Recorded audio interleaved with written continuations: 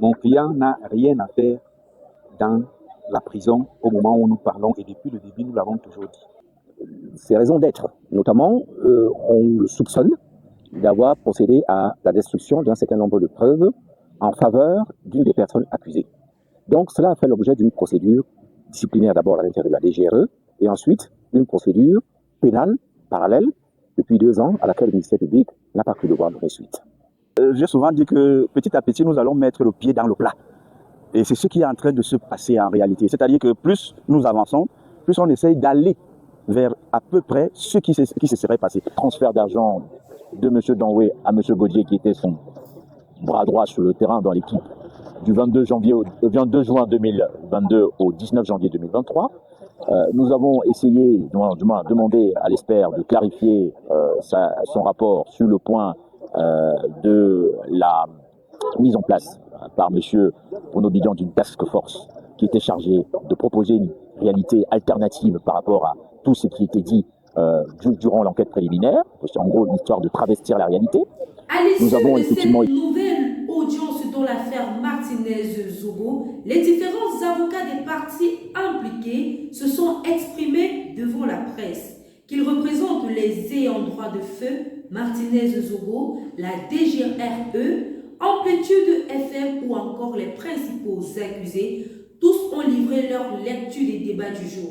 Une constante se dégage toutefois de l'ensemble de leurs déclarations. Chaque conseil défend avec fermeté la position de son client et plaide son innocence ou son absence d'implication dans les faits qui lui sont reprochés. Chacun expose ses arguments juridiques et tente de convaincre l'opinion publique de la solidité de sa défense.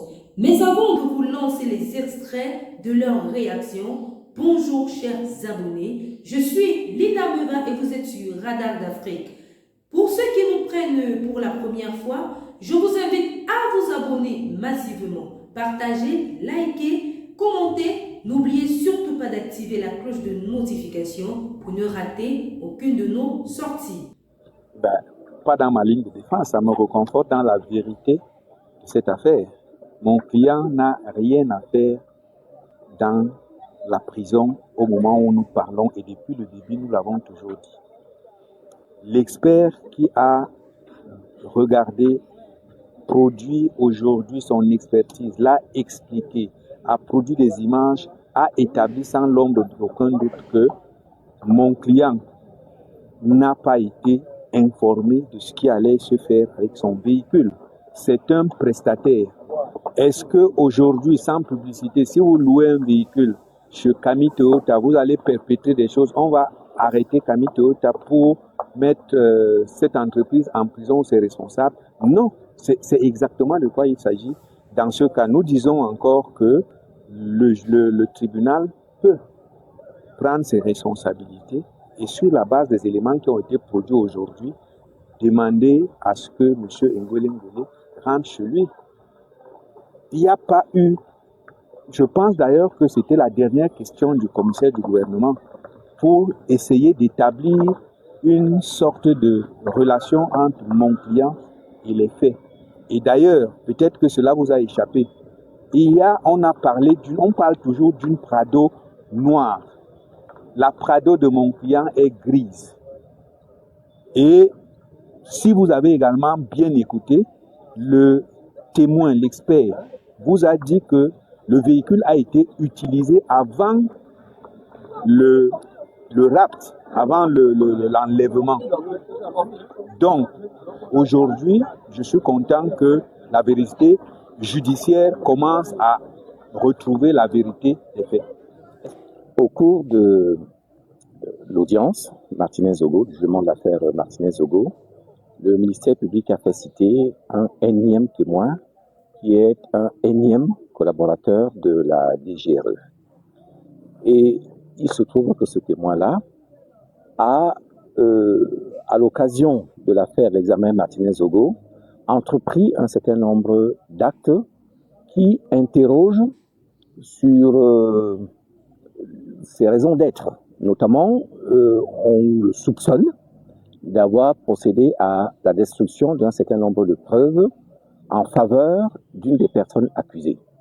Donc, cela a fait l'objet d'une procédure disciplinaire d'abord à l'intérieur de la DGRE et ensuite une procédure pénale parallèle depuis 2 ans à laquelle le ministère public n'a pas cru devoir donner suite. À l'occasion donc du procès Martinez-Zogo, le même ministère public le fait citer comme étant un de ses témoins. Avouons que ça peut déjà paraître un tout petit peu cocasse, une personne que vous avez poursuivie, qui à un moment donné ne donne pas lieu à une poursuite de procédure sans que on ne sache exactement si c'est un non-lieu ou pas, qui vous fait venir comme ça, comme un cheveu dans la soupe. Voilà, cela interroge. Mais il était bienvenu. Et à l'occasion de la cross-examination, le contre-interrogatoire que nous faisons passer à ce témoin, nous souhaitons l'interroger sur les éléments de cette procédure périphérique que vous avez, qui, comme vous l'avez compris, sont, bien qu'ils soient périphériques, intéressent au plus haut point l'affaire Martinez-Zogo. Aussi curieux que cela puisse paraître, on se trouve confronté à un tir de barrage, tenez-vous bien, du même ministère public. Donc ça aussi, ça interpelle quelque part. Et pour cela, malheureusement, le tribunal, comme cela arrive souvent, a cru devoir donner suite à l'opposition du ministère public qui prétend que les pièces que nous souhaitions produire ne pouvaient pas l'être à ce moment-là, ou si elles l'étaient, elles devaient être produites en la forme légale, c'est-à-dire soit en forme authentique, l'original, soit éventuellement en copie certifiée conforme. Bien. À ce niveau, je voudrais m'arrêter quelques secondes pour vous dire que cette décision du tribunal nous a paru contestable. Si vous avez été à cette audience-là, vous vous rappelez que il a été longuement et abondamment débattu là-dessus pour une raison simple, c'est que quand on est en cross-examination, les anglo-saxons savent le dire, only the sky is the limit. Voilà. Vous avez la liberté totale. Pour vous dire même les choses. J'ai souvent dit que petit à petit, nous allons mettre le pied dans le plat. Et c'est ce qui est en train de se passer en réalité. C'est-à-dire que plus nous avançons, plus on essaye d'aller vers à peu près ce qui se serait passé. Pourquoi? Parce que quand vous dites qu'il y a obstruction, l'obstruction n'a pas commencé aujourd'hui. Elle a commencé depuis. Nous avons fait des descentes et j'ai toujours dit qu'il y a des éléments qui pouvaient permettre de savoir exactement ce qui s'est passé, notamment les enregistrements, les caméras au sein de la DGRE. Vous ne pouvez pas tenir des réunions à la DGRE de plusieurs personnes et qu'on vous dise par la suite que nous, on n'a pas trace de cela. Quand même, il y a un souci. Et aujourd'hui, je crois que ce problème réapparaît.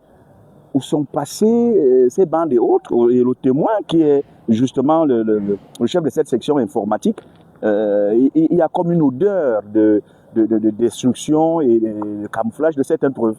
Et c'est pour ça que j'étais tout content aujourd'hui en me disant ça commence à venir. Mais pourquoi est-ce que si la vérité ne fait peur à personne, on devrait nous cacher ce qui s'est réellement passé au sein de cette institution relativement à cette affaire? Nous avons essayé de demander à l'expert de clarifier les éléments qu'il a mis dans son rapport, à savoir de clarifier qu'il y a bien eu une occurrence d'appel entre M. Amougou Belinga et M. Danwé très intense entre le 13 janvier et le 19 janvier 2023, qu'il y a eu des appels conséquents entre les deux, entre le 22 juillet 2022 et mi-janvier 2023, qu'il y a bien et bien eu des transferts d'argent de M. Danwé à M. Gaudier, qui était son bras droit sur le terrain dans l'équipe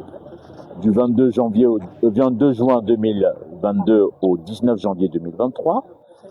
Nous avons essayé, du moins demandé à l'expert de clarifier son rapport sur le point de la mise en place par M. Bruno Bidjan d'une task force qui était chargée de proposer une réalité alternative par rapport à tout ce qui était dit durant l'enquête préliminaire, en gros l'histoire de travestir la réalité.